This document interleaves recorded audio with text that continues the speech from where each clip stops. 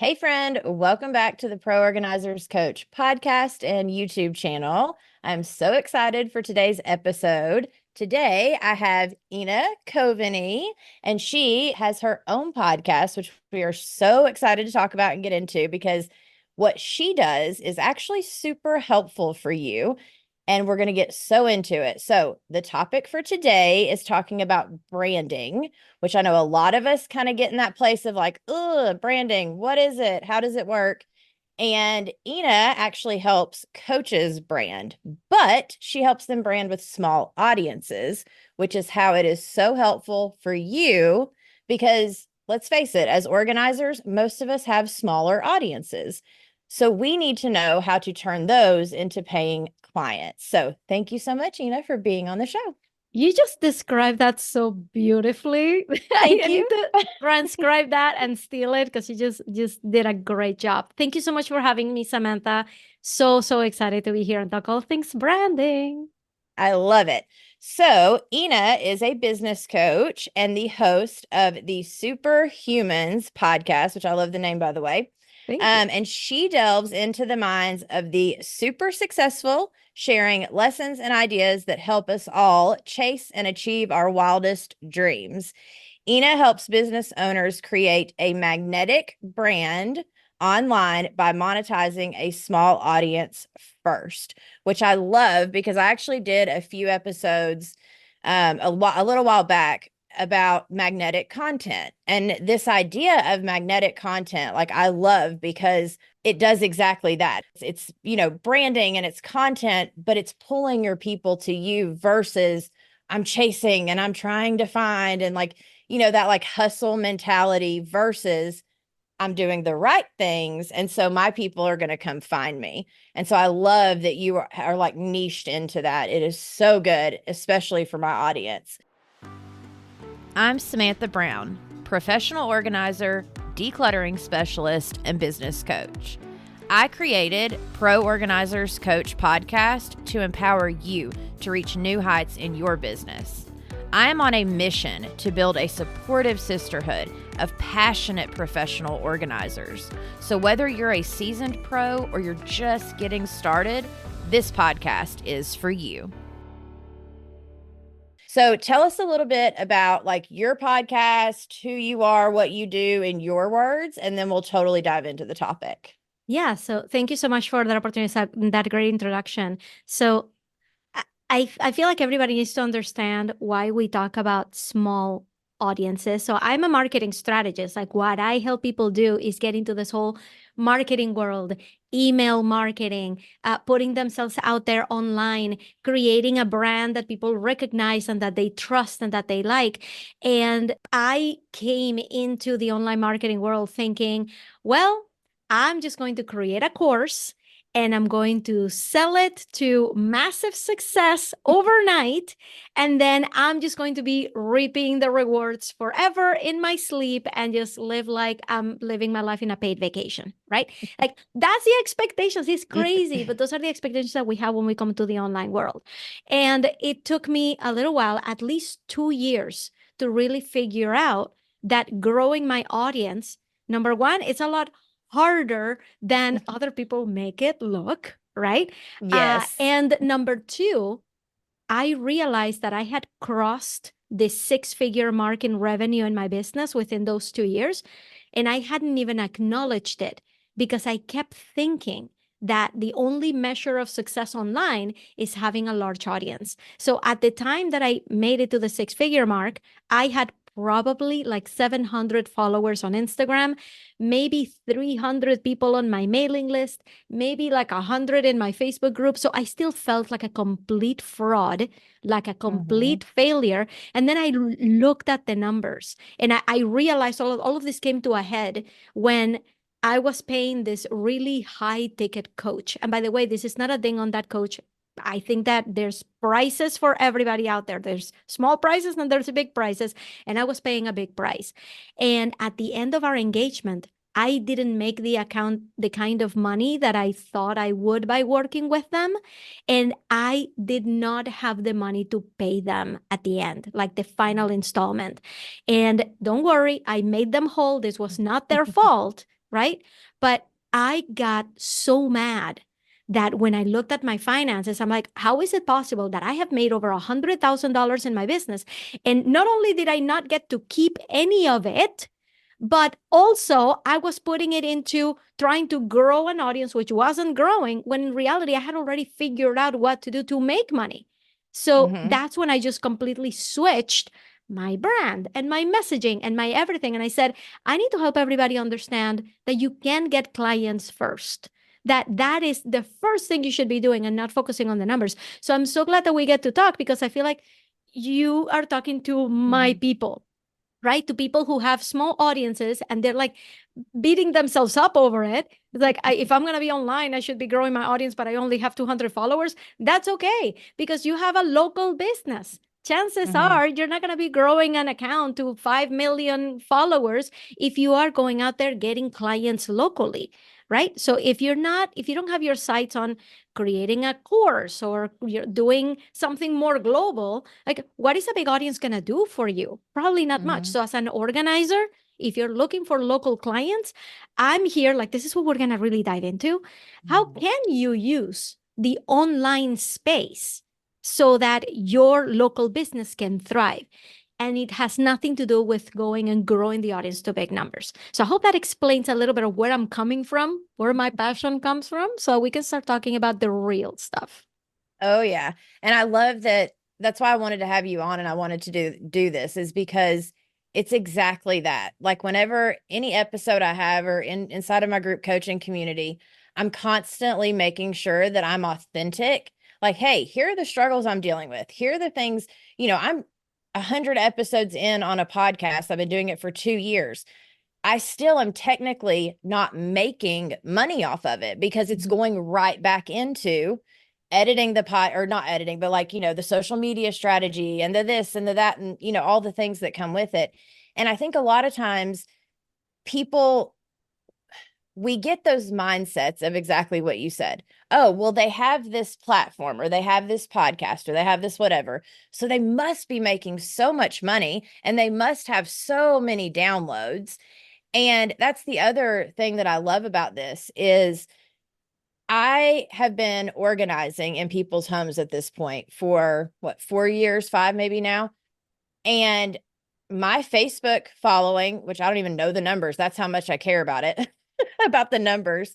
I think I'm maybe at like 900, but a lot of those have also come from Pro Organizers Coach. My actual like Facebook business page for my organizing business has under 300 people, but Mhm. I stay constantly booked.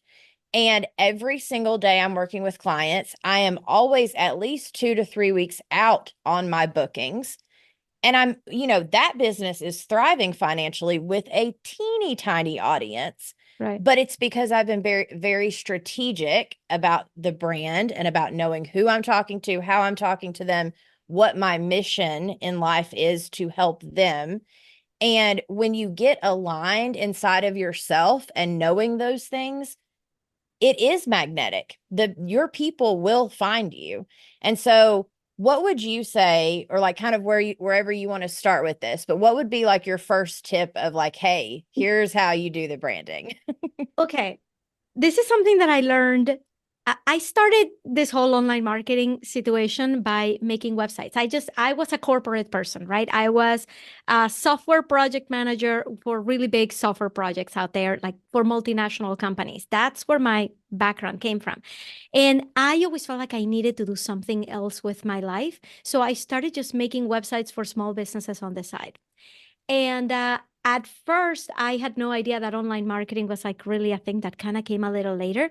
But it was just through developing other people's like outward facing online presence that I Mhm. realized I'm like, anybody can do this. Anybody can look really good online. There's Mhm. like a few little tips and tricks that you can be using right now to look like you're making $1 million, right? And it has Mhm. nothing to do with like with the money. It has more to do with how are you being perceived? Do people Mhm. trust you?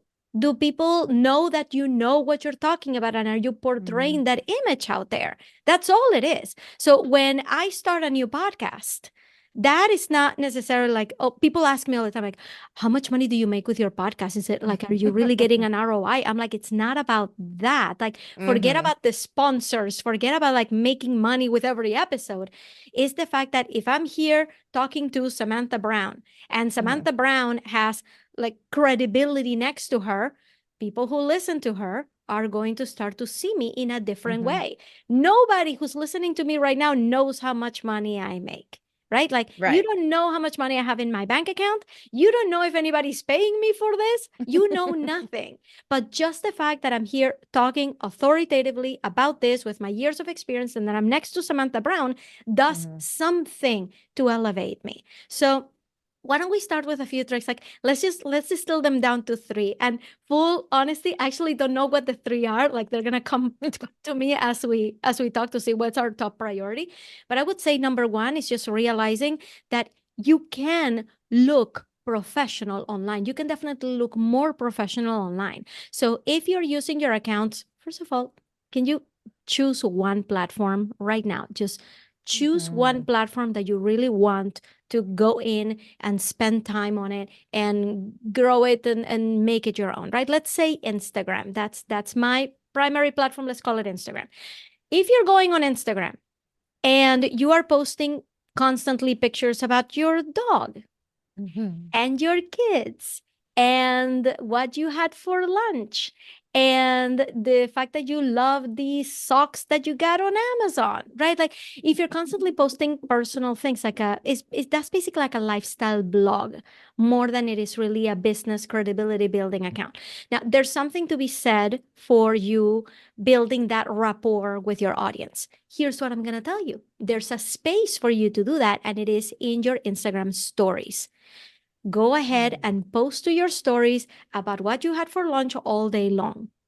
But at the same time, I need to know that when I go to your feed, I am going to see a professional look. So that's kind of like the first tip. I want you to self audit your account.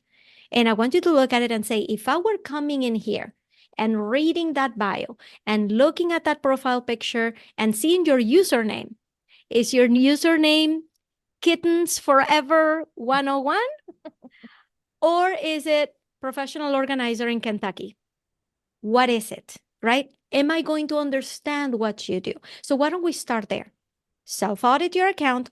Does it really look like you're building credibility, right? And maybe we can use the other two tips to see like how we can build credibility. But I feel like that's step one. Do you feel like there's a lot of organizers who maybe like not getting the memo that social media needs to start getting used to build credibility?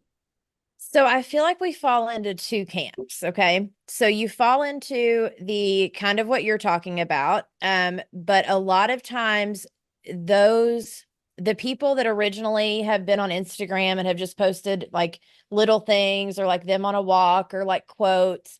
One thing is that a lot of times people don't want to show their face, which is a huge thing I coach around with my Mm-hmm. ladies that as I'm coaching them because it seems like a lot of people that come into the professional organizing world have had some kind of maybe teaching background or professional, like corporate background, somewhere where they were not the face of the company. And we are expecting people to open up their homes to us and to trust us. And so, even getting people to put a photo on the homepage of their website so people know who it is that's behind the business, it's hard sometimes. Once they get over that little hump, they're normally awesome, good to go. And then the other kind of camp is it's more of they want to be professional, but instead of because I believe that we should figure out who we are talking to and like what we're talking about and then be very strategic about what we're posting, right? Like Mm-hmm. before and afters and reviews and tips, but also it can be other things as long as it falls into kind of our pillars. Mm-hmm. So the problem though is a lot of people they don't know who they're talking to. They end up seeing someone else's account and thinking, oh, well, HGTV, those organizers look like this. And so I need to make it so professional that then it's not authentic to who they are. So they kind of fall into the either they don't want to post at all, especially their face, or they want to make it so professional that it doesn't feel authentic to like even their community, if that makes sense. Yeah. And I love what you said because, like, you are an organizer, you're going to be Mm-hmm. going into people's homes, Mm-hmm. right? So if I am going to hire you to come into my house, to my most sacred private space, I need to feel like I know who you are, Mm-hmm. right? Like I need to feel like I can reach out to you and that I can trust you to come into my space. So Mm-hmm. I love it that you said that. So starting with showing your face on social media, I wanted to give this little tip and this little piece of advice because what would you say? Let me ask you before I make any assumptions. What do you think is the biggest obstacle for organizers to want to show their face? Do you think it's a privacy concern? Do you think the people are going to come after their family or find out where they live? Like, what is it? Or is it just shyness? What do you think is the biggest qualm with it? I think it's the imposter syndrome that comes in. Now, let me preface this. If they've been a teacher, it's because they've been taught as a teacher, you don't show, like you keep your professional separate from personal. So Right. if they're a teacher, this doesn't necessarily apply. But if they're having trouble putting their face out there, a lot of times it's because the imposter syndrome is coming up of like, I've not fully worked with enough clients or I don't feel professional enough. And so then it's like, the I'm not worthy kind of comes in. Yeah. Okay. First of all, I just need to tell you that for everybody who's listening, there is a universe out there where when you show your face, when you are on social media, people really see the real you. You know, Mhm. it's not about the you who makes $1 million or the you who has to look super professional. It's just people just see you and people Mhm. just like you for you. Now, with that power, right, with that ability to attract the right people, you will also repel some people Mhm. and one comes with the other.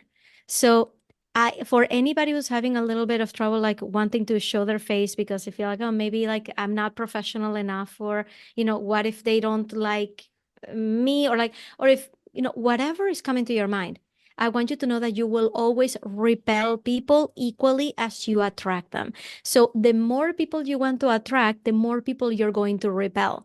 And that's something Mhm. we just have to get used to in business. And I know how hard that is because I am the queen of fear of rejection, right? Somebody unsubscribes from a mailing list and I'm like, oh, it hurts, right? It hurts. But at the same time, I've learned enough to know, no, no, no. If they're leaving, it's because they just don't belong here. They're just not part of my group. They're just not my people. And that is totally fine because tomorrow I'll get 2 new subscribers and they will want to stay. So I want you to know there's a universe out there where there are people who really like you for you and Mhm. they follow you because other people are not like you. They're out there unsubscribing from everybody else's and they see you and they're like, I really like what she has. And I love it that she's honest. And I love it Mhm. that her house looks like mine. I love it that her schedule looks like mine. And she managed to get everything organized. I feel like I could learn something from her. So when you're not showing your face, you're robbing people of the opportunity to like you in that way, right? So you're Mhm. not saving anything by keeping your face hidden. So starting there, like, does that make sense? Is that a good message to Oh send out yeah. to everybody, Yeah, right? absolutely. And in the way that it's not like what's kind of coming up for me too is as much as we take it personally, especially at first. I am the biggest person that took everything to heart. It really isn't personal in the sense of they think you're a bad person or they think, it's not personal in that way. It's Mhm. it's business, it's teaching, it's learning, it's growing. Maybe they're just a little farther along than you are. That's okay. Maybe, like you said, they just don't vibe with you. Great, because then that leaves room for the people who do vibe with you to come Right, in. And right. so, yeah, and it's kind of like whenever I was getting certified as a coach, I remember somebody saying on a podcast one time the more no's you get, the closer you're getting to that first yes. And that stuck that's with amazing. me. That's exactly what it is. That's exactly what Mhm. it is. So Samantha and Ina here, we want to encourage everybody who's listening to get as many no's as possible, because you Mhm. will be getting yeses because you're putting yourself out there. Okay? You're not, like we say in Spanish, like nobody is a monedita de oro. Not everybody is a gold coin. Everybody loves a gold coin. Nobody would ever say no to a gold coin.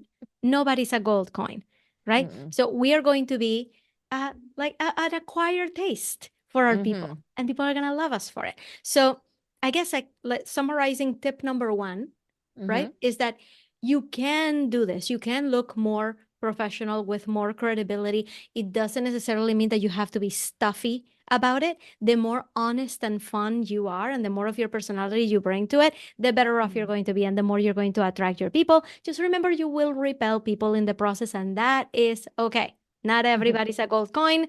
Neither are you, neither am I. The people unsubscribe from me all the time, and I think I'm a lovely person. Okay? Right. So let's do that. Number one. Let's go with tip of branding yourself number two. Mm. There is such thing as building credibility online, even if you're not going for growing the audience. Okay. It's something like I like to make a huge distinction between I am online to grow an audience and I am online to get clients.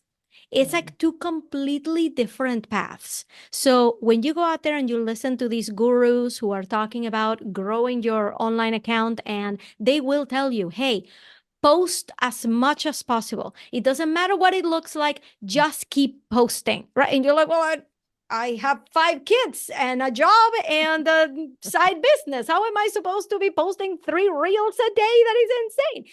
It's because what you're listening to is advice that is not meant for you. That advice is meant for people who are literally online to grow an audience to 100,000 followers by whatever means possible. So I have seen accounts that have grown to 40,000 followers in a matter of 3 months.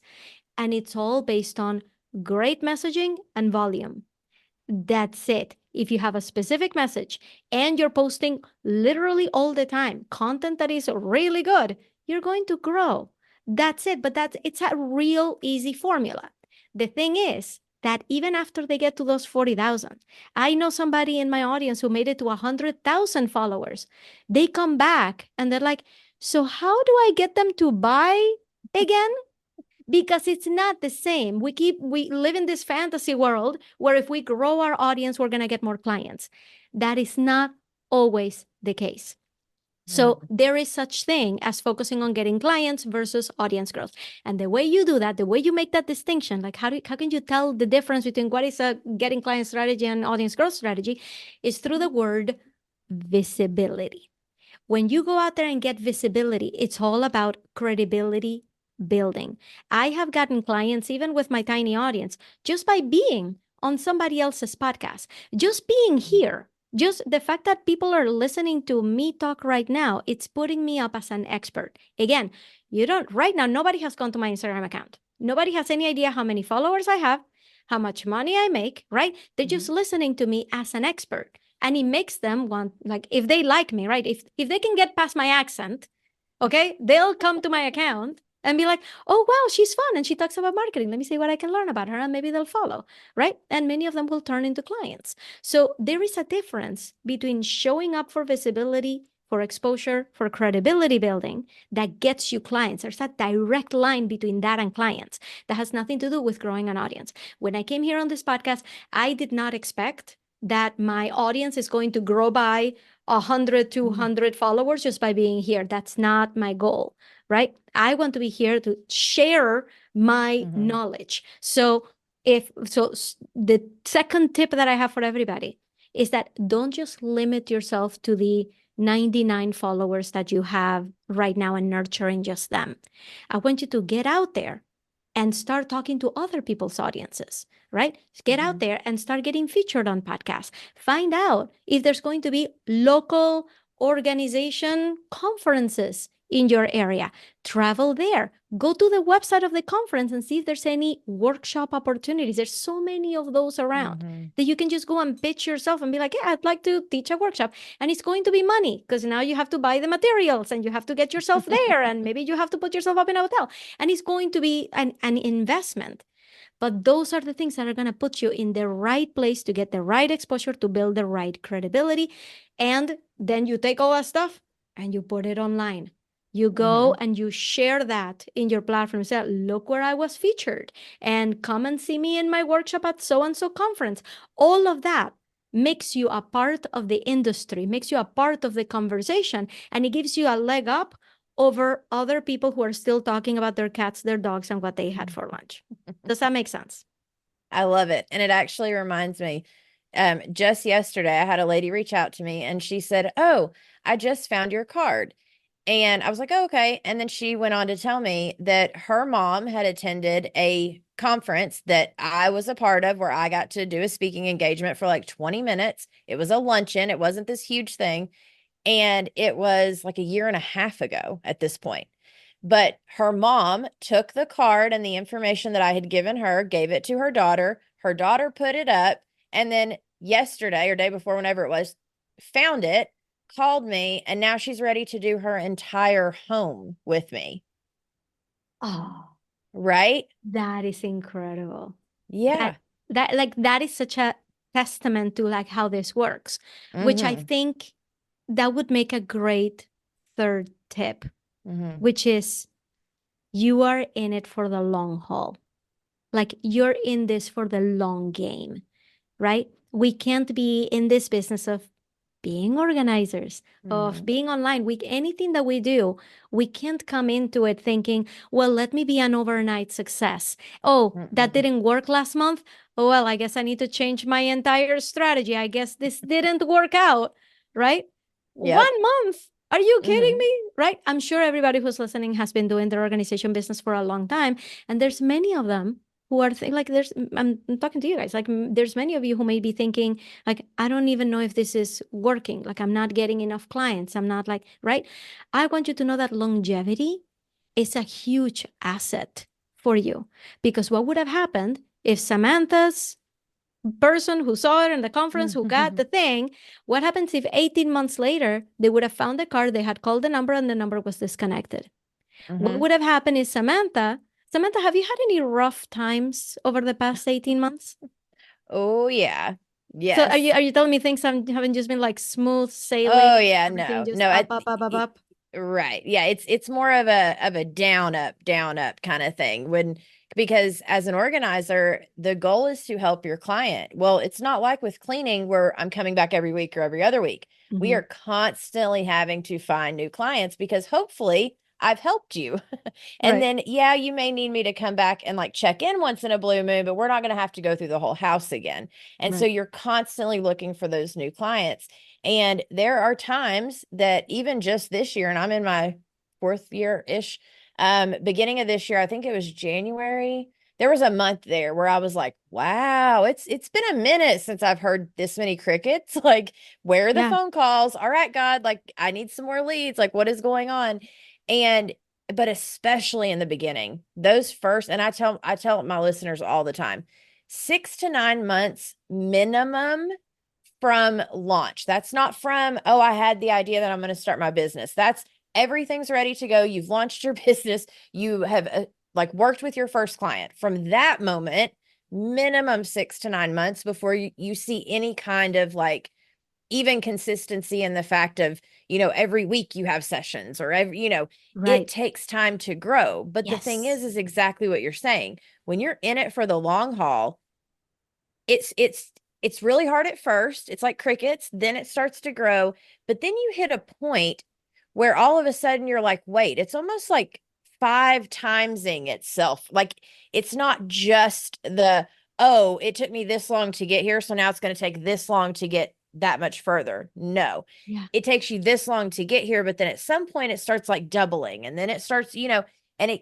it makes all of that time that you spent dealing with all of the longevity stuff completely worth it, because now you have authority. Now you know what you're talking about. Now you know what you're doing. And so that's when it starts to double on itself. Yeah, I love to hear that. And people need to hear it, that, you know, especially from successful business owners out there, that it is a roller coaster.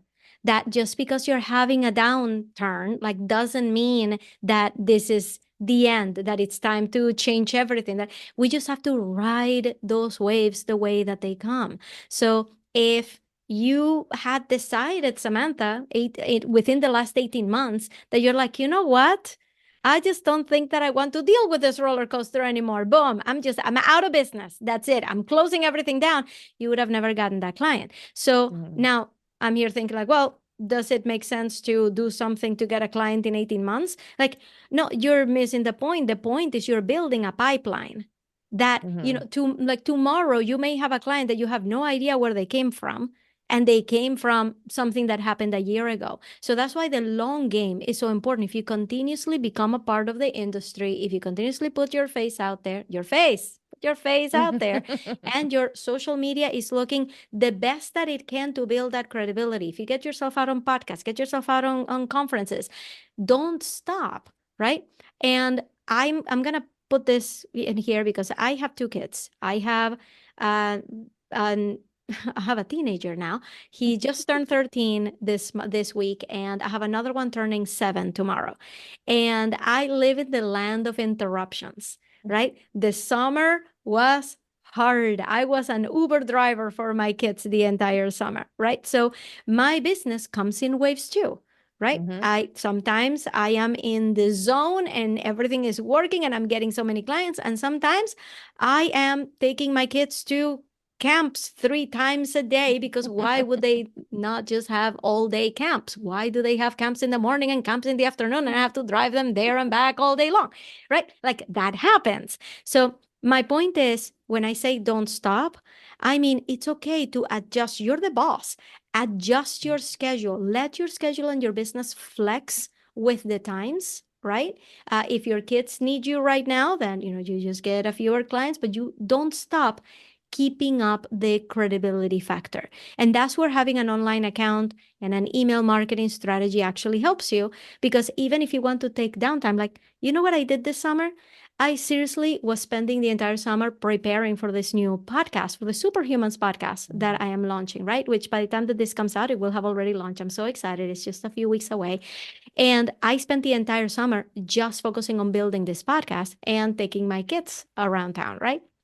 And during that time, I just had my email marketing and my old podcast cranking out content that I scheduled in the beginning of the summer. So that's what I mean. You can still take time, right, to breathe and to say, like, well, I need to spend a little bit less time in the business, a little bit more time with my kids, and the business is going to ramp up later. But don't stop the credibility and visibility part.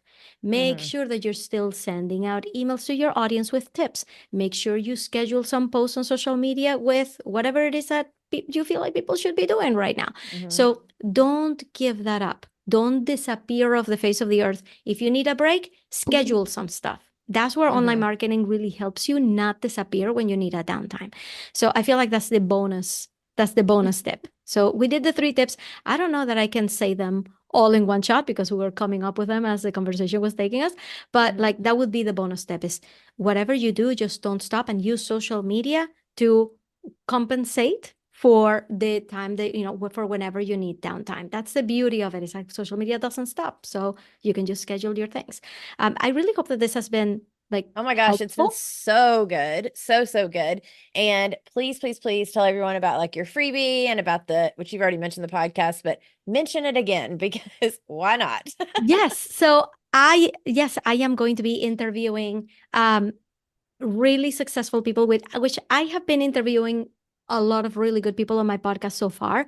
And we are rebranding. We are moving to the Superhumans podcast, where I want to humanize their success, right? So we're going to be having conversations with the people who have built the $1 million business, right? Who have really reached a certain heights. So if you're listening to this on the podcast, just go find the Superhumans podcast is 2 words, Superhumans. And we're going to be having so many great conversations there. And I'm also going to include an extra episode every week with really practical tips on this stuff, on branding, on putting yourself out there, on exposure, on to make sure that you're growing your business over there. So make sure you're doing that. But I did have one gift that really goes into the whole theme of getting clients online with a small audience. I call it the 10 days of hot leads. And it's 10 days is a 10-day for completely free course. It's an email course, so you get it delivered to your inbox over 10 days. And in each day, I'm giving you a specific thing to do. It's like I'm teaching you a lesson and I'm telling you to go and do something on social media that is going to increase your chances of getting clients like in the next 30 days. So after those 10 days, you should already start to see a little bit more action, a little more activity in your social media. So to go get it completely free, you can go to 10daysofleads.com. That's the number 10, daysofleads.com. And thank you so much, Samantha, for letting me share that with everybody and for bringing me on to talk about this. I could talk about this all day long. No, I love it. The passion comes out of you. But what I also love about what you're offering is the fact that over those 10 days, and of course the link will be in the show notes the description. But whenever we learn something, we don't unlearn it. So even if in those 10 days, like, oh, well, something magical didn't happen, which maybe it will, and that would be fantastic. But all of a sudden you have 10 new things that like, okay, time to rinse and repeat. Let me go back to number 1 and do that or whatever. Like, that's what I love about being a forever student and like learning from different people and what they're doing and how they're doing it, is because you may be doing something I haven't even thought of. And then all of a sudden, once I know it's a thing, you best believe I'm going to be doing it. Yeah. And I love that. I love that because I'm the same way. I am the kind of person that if something worked for me one time, I may be in a different stage of my journey.